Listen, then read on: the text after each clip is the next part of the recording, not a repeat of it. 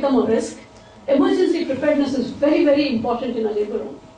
And that is the excuse with which we are bringing women from home to hospitals. Labor room should be as emergency prepared as ICUs. But drugs are often not replaced after use. Drug cabinets, emergency drug cabinets, which should be checked every day, many times they are not maintained. Life-saving drugs and blood are not available close to the labor room, and sometimes it takes time to procure them, and many times the family is asked to go and buy them. Skilled persons to deal with emergency are not available. The skill itself is not there most of the time.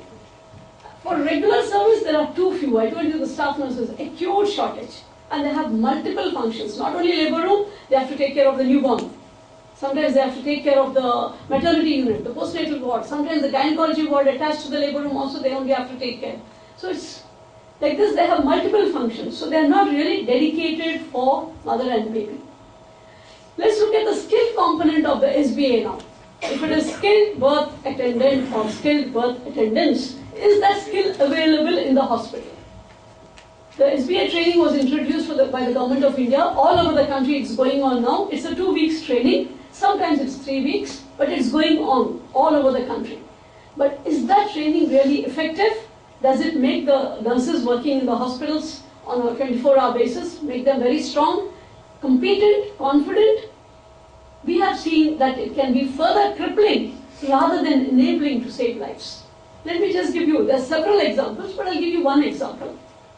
Example is manual removal of placenta. Placenta and postnatal bleeding can be, retained placenta and postnatal bleeding can be the factors leading to death in many cases. And even today in our country and in many parts of the world also, hemorrhage is a major leading cause of maternal deaths.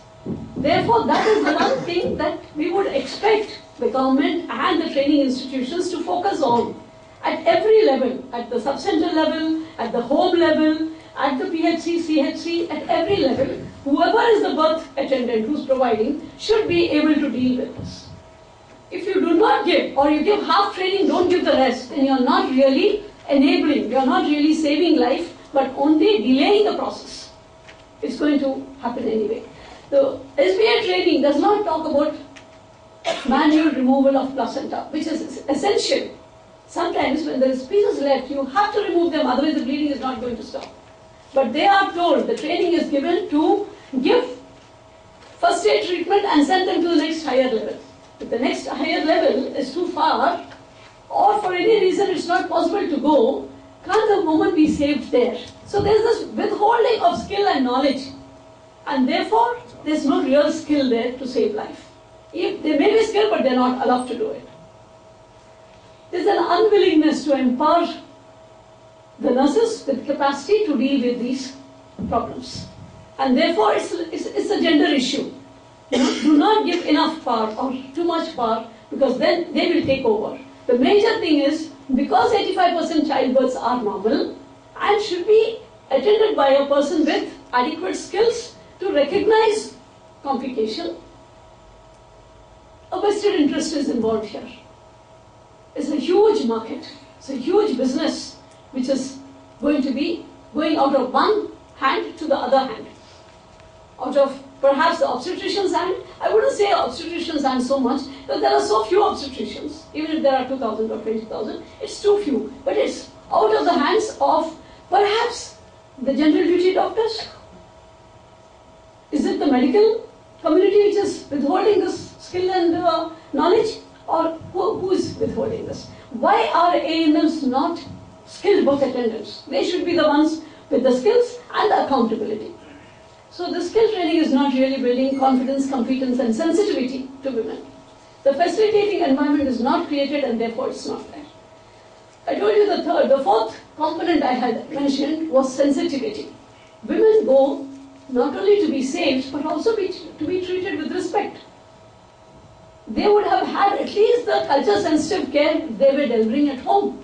But by coming to the institution, that part of it they have to leave. Forget that part. There's a lot of neglect and delay. That's the commonest thing you find. Neglect, delay, ignoring the woman, not acknowledging that there's a woman here with pain who needs to be talked to or touched or encouraged, soothed, almost always that it is emotional abuse, but sometimes there is a physical abuse. A lot of loss of dignity, perhaps especially in the position. First of all, you are made to lie down on a high table. The high table which came into practice because of the nurses and the doctors. They need to stand and do the procedure. Therefore, they need a table which is their waist length. But for the woman, it's like she's never used to lying on this high table. At home, if she has a bed, the bed is a little low. And she has to lie here exposed. And almost all of them are told to lie down, which is not good for them. So this high, the position, sometimes even to bare your legs, the exposure, no curtains, people walking in just because they are hospital workers, anybody can walk in and out. So all this loss of dignity. And of course, a lot of technical abuse. I'm calling this technical abuse because you don't know what else. A woman doesn't even know she's being abused. If she's getting suturing without anesthetic, she doesn't know. If she's getting unnecessary episiotomy, she doesn't know she's being abused. That she's getting an unnecessary episiotomy. All the harmful practices, irrational induction, augmentation, fundal pressure, and not following evidence-based practices. That is also harm being done to women because she has a right to get the best practice. Episiotomy, shaving, enema, these come in that. Finally, I would like to close with this slide and ask, why was institutional delivery promoted so actively in this country through using agents, which is ASHAs, I call them agents now. I've trained ASHAs, but now I don't see ASHAs doing a lot of activism work or technical provision. I see them mainly acting as an intermediary between the people and the government programs. The 108, the JSY and several other programs. Why did we do this? When the facilities in the hospital were not improved, no more labor beds, no more space for these additional women coming. When women don't want to come, mothers-in-law told me, they will take her inside and it is very cold in winter, I have to stand out shivering. There's no place to sit, there's no place to lie down for a little while. So why did we do this without creating that extra facility, that extra sensitive environment, extra technical environment, extra labor beds, places to sit? All this is not there.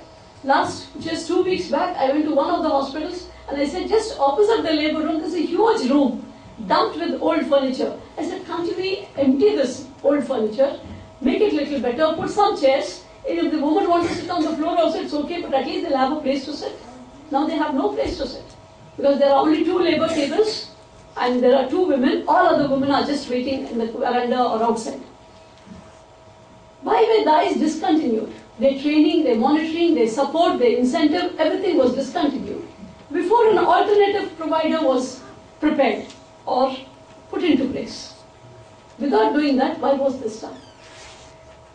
Why was the role of the DI not redefined? Okay, if we say now we want a accredited sort of SBA, midwife or a doctor to do deliveries, then the role of the DI, who has been there for centuries and centuries, why was it not redefined?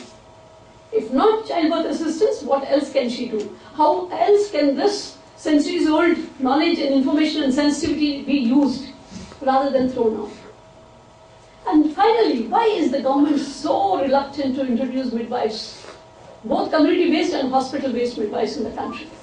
Because today we have seen, when we talk to Government of India, mainly Government of India, that even mentioning the word midwife is not, it's like a bad word. Let us remain the status quo. It's okay, we'll do whatever we are doing.